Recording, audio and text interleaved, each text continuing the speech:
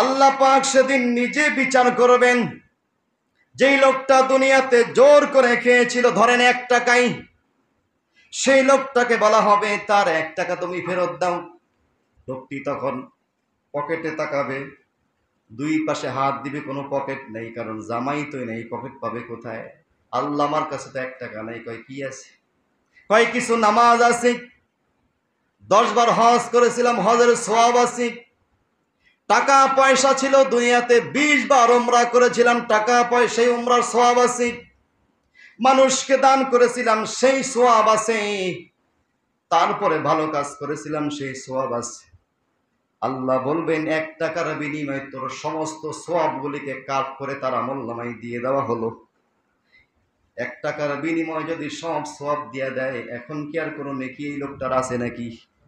ভালো কাজ করার পরেও নেকি বিহীন হয়ে দুনিয়াতে জোর করে খাওয়ার কারণে মালিক মাফ করে নাই, এই কারণে 1 টাকার বিনিময়ে সব সওয়াব তাকে দিয়া নেকিওয়ালা লোকটাও সেদিন খালি হাতে জাহান্নামে চলে যাবে। এই জন্য সাবধান।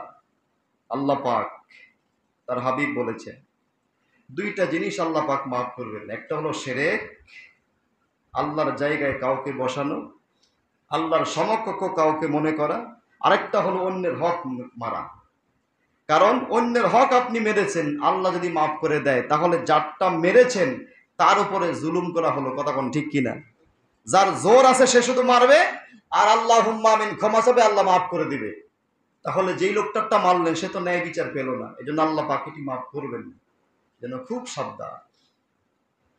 মনে করতেছেন একজনের 2 টাকা খাই আপনি খুব বড় লোক হয়ে গেছেন, গেলেন এক দোকানে, দিলেন 100 টাকার নোট, বাজার করলেন 20 টাকার, লোকটা ভুলে আপনাকে 120 টাকা ফেরত দিল।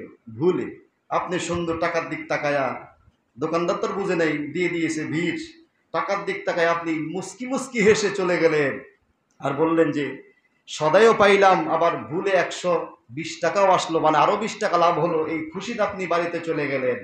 মূলত এটা কি খুশি না আরো ভয়ঙ্কর? এখন আপনি সাময়িকভাবে হাসতেছেন, কিন্তু এই 20 টাকার জন্যে কিয়ামতের দিন সব নেকি দিয়ে দেওয়া লাগবে, একটা ফোঁটাও নেকি আপনার সাথে থাকবে না। শুধু এতটুকু নয়, 1 টাকা দিয়া বলি, 1 টাকার বিনিময়ে সমস্ত নেকিগুলি আপনার আমলনামায় চলে আসলো।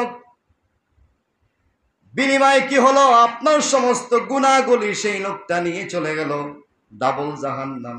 একত তার কোনো নেকি নেই, 2 নম্বর আপনার সমস্ত গুনাহগুলি তার আমলনামায়।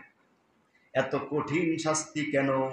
কঠিন শাস্তি এই কারণে, মানুষের অধিকার আপনি কেড়ে খেয়েছেন, এই কারণে। এজন্য শিরক এবং অন্যের হক, এই 2টা থেকে আমরা সাবধান থাকি।